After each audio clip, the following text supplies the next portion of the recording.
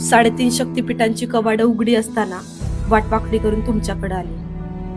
देवाच्या दारात एक वेण्याचा पारडा चुकेल, पण तुमच्याकडे नाही, म्हणून तुमच्या समोर उभी. तुमच्या लेकाच्या पोटी जन्म घेतलेल्या राजबिंड पुत्राची नियती, ज्याला शापित राजहंस म्हणते, अशा आमच्या धाकल्या धन्याच्या पराक्रमाबद्दल, मौन असलेल्या सह्याद्री विरुद्ध आणि केलेल्या त्यांच्या पराक्रमाबद्दल अर्ज घेऊन आले. तुमच्याकडे येण्या अगोदर फिरले बर का मी समधीकडं, पण कोण काय बोलायच तयार नाही. काहीतरी गुपित समजन म्हटलं म्हणून त्या पुरंदरावर गेले, पण तो तर पाठ फिरवून बसलाय. भूलोकी बसलेला स्वर्ग राजगड 4 क्षण निवांत बसून आपल्या धाकल्या धन्याची थोरवी गाईन म्हटलं, पण तिथं पण पदरी निराशाच.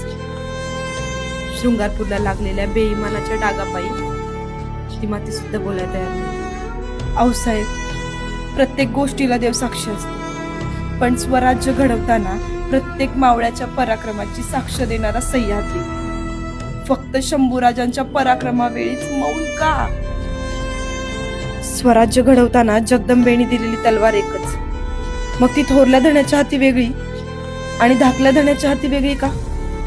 आऊसाहेब, तुम्ही स्वराज्याचं रोपटं लावलं, त्याचा बोटवृक्ष महाराजांनी केला, मग त्याच बोटवृक्षाच्या छायेत वाढलेला आपला शंभूराजा संस्काराने आणि पराक्रमाने जगासमोर एवढा वेगळा का दाखवला गेला? बाजी काकांच्या पराक्रमाची साक्ष देणारी पावनखिंड असू देत, कोंढाण्याचा सिंहगड होताना सुभेदारांचा पराक्रम असू देत, सेवेचे ठाई तत्पर मजकुराची हिरोजी काकांची निष्ठेची पायरी असू देत, किंवा कोंढाजी बाबांनी 60 मावळ्यांनीशी पराक्रम गाजवलेला तो पन्हाळगड असू दे. या सगळ्यांची कौतुकं आज सुद्धा गायली जातात, या सगळ्यांच्या थोरव्या गायल्या जातात आणि यांचे पराक्रम आज सुद्धा दाखवले जातात. पण या साऱ्या प्रवासात आपलं शंभूराज कुठे आहेत आऊसाहेब? का बरं आजपर्यंत त्यांच्याविषयी कुठंच आणि काहीच लिहिलं गेलं नाही?